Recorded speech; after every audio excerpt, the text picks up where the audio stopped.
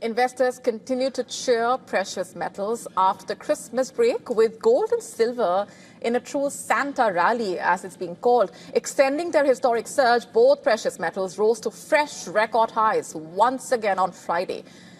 The yellow and white metal have been breaching new milestones almost on a daily basis this month.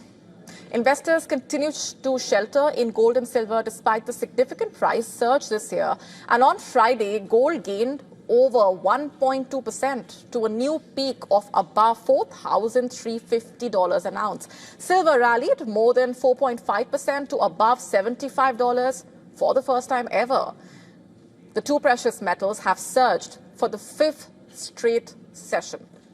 Silver's nearly 150% surge, in fact, has far outpaced gold's remarkable 70% rise this year, escalating the global tensions, a weak dollar, and de-escalating global tensions and a weak dollar and historic squeeze in gold and silver stocks since October have kept the precious metals well bid. Silver's recent advance has also been buoyed by speculative inflows and lingering supply dislocations across major trading hubs following a historic short squeeze in the month of October. And on Friday, the price of the white metal in Shanghai was higher than in New York. That pricing gap was driven by China's decision to curb the exports of the white metal in the new year. London's vaults have seen significant inflows since the squeeze in October, but much of the world's available silver remains in New York. Beijing is mindful of the risk of US tariffs and trade restrictions on the white metal, despite a truce. China's record low inventory has been a significant reason for silver's breathtaking rally. In recent years, the global silver market is running a substantial shortage to the tune of 400 million ounces annually. And this cheer has spread to other precious metals as well. It's contagious, it seems. Platinum advanced 4.8%, approaching a high of $2,382 hit on Wednesday. Based on the historic data available, that was the highest since at least 1987.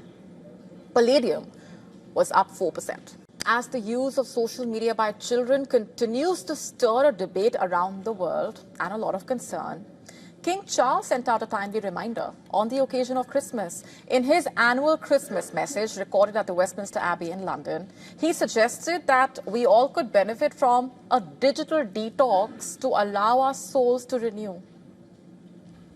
To this day, in times of uncertainty, these ways of living are treasured by all the great faiths and provide us with deep wells of hope, of resilience in the face of adversity, peace through forgiveness, simply getting to know our neighbors, and by showing respect to one another, creating new friendships. Indeed, as our world seems to spin ever faster, our journeying may pause to quieten our minds, in T.S. Eliot's words, at the still point of the turning world, and allow ourselves to renew. Now, it's worth noting here that digital detox for children has become a reality even at the school level in many countries around the world. At present, 40% of global education systems have varying levels of bans and restrictions on the usage of cell phones in schools. Some of the prominent countries to ban cell phone usage, including Israel, France, Italy, the Netherlands, Sweden, Brazil, even South Korea. Recently, Australia became the first country to specifically crack down on children's use of social media. Remember, those under 16 have been banned from as many as 10 major social media platforms, including YouTube, Meta, TikTok. These companies have to ensure that existing accounts of children are deleted and no new account is set up, failing which they will be liable to pay a fine of up to 45 million Australian dollars. The question is such a ban on the cards in India as well?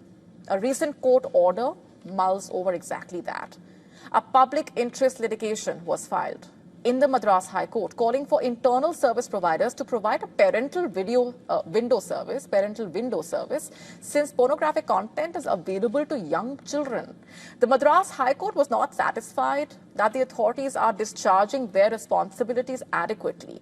It observed that children are highly vulnerable while using the internet, thereby putting a bigger responsibility on the parents. It also urged the government of India to consider enacting a legislation similar to that of Australia's under-16 social media ban until such a law is passed, as no timeline has been fixed as such for the government of India to act. A concrete plan to perhaps wean children away from digital devices remains a distant dream.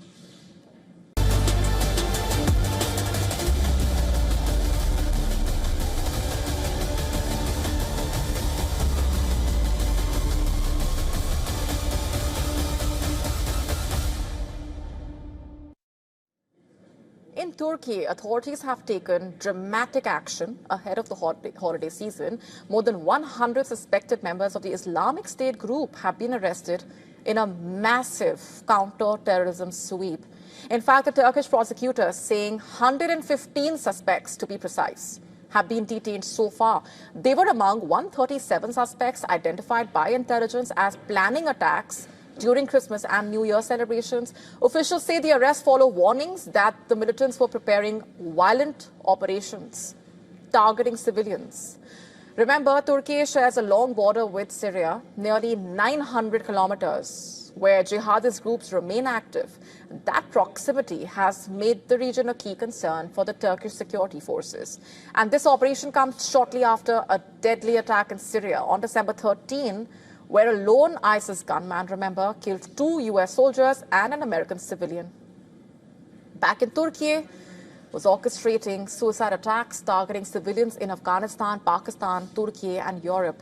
Security experts saying these arrests showed the continued global reach of the Islamic State and also the need for constant vigilance, especially during the holiday season.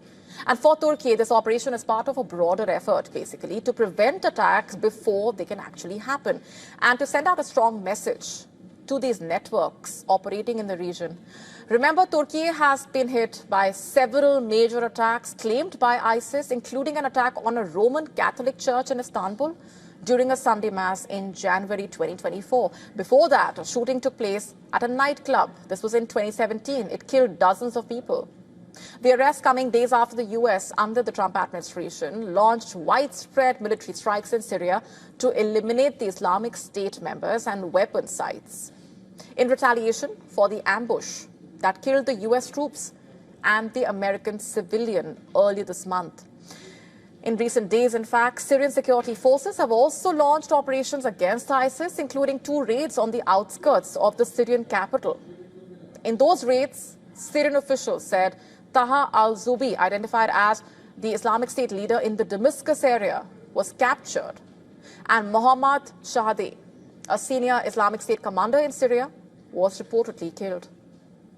Earlier this week itself, top Turkish officials reportedly visited Syria to discuss counter-terrorism efforts against ISIS, among other aspects. To stay up to speed with the latest news, download the WION app and subscribe to our YouTube channel.